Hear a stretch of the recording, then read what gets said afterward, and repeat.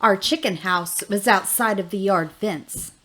Inside, boxes ran along one of the walls, and hay was put in each one for the hens to lay their eggs in. We had chickens of all colors. Wire enclosed the chicken yard for safety when they were penned up for the night, but during the day, they could roam the yard as they pleased. They were all fine layers, and we had plenty of eggs. Mom would run her hand under the hen to collect her eggs, and if a hen wanted to sit on her nest to hatch them, she stayed there all the time. The hen would only leave her nest to eat. The little chickens were so cute and noisy. We put the little chicks in a long coop beside the garden fence. When they got big enough, they went into the regular coop with the rest. It was neat to hear the mother hens clucking to their young chicks as they pecked at their grain. The roosters strutted the yard.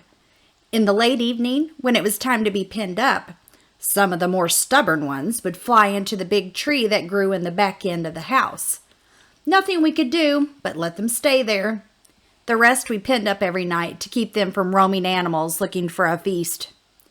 Every morning at the crack of dawn, the roosters did what they did best. They crowed. First one, then another, until it sounded like a chorus. Sometime in the morning, they would be called by Mom. Here, chick, chick, chick, chick.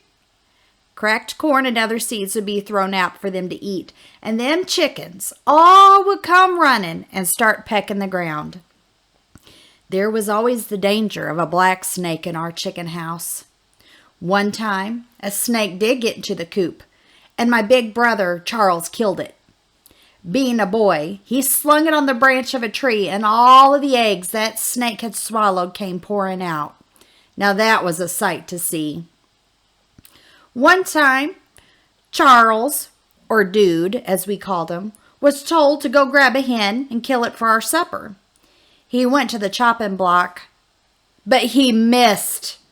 The chicken ran off, and he had to chase it all over the yard. Mama laughed and said she should have just done it herself. She caught the chicken and wrung its head off. Sometimes after you wring a chicken's neck, you would let it go and it would go running through the yard. To be running all over the yard barefoot also meant we were running through their bathroom. We would always step in their mess. We would just find a clump of weeds and rake our feet across to clean them off. This was just an everyday thing to us, so we made the most of it.